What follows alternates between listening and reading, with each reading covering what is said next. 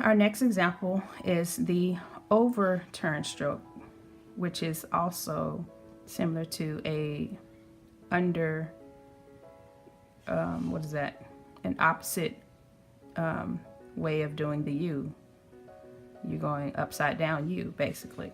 So starting at the baseline, you're going to go all the way, touch your point here. And as you're going around, you want to apply pressure coming down. So you're applying both together with the overturn stroke. You're applying your thin going up and also your downward stroke going down. So you're making a U, an upside down U. So starting at the baseline, going to go up, no pressure, and down as you turn around, go around, apply pressure going down.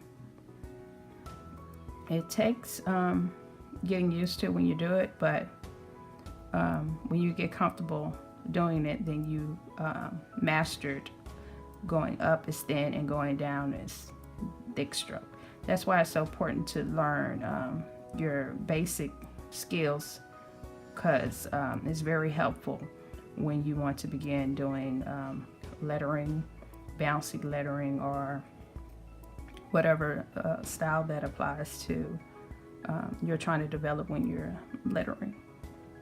So go up, thin, around and down, thick.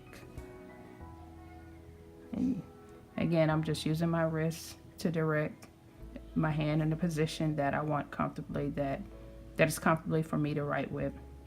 Up is thin, around touch, and back down thick.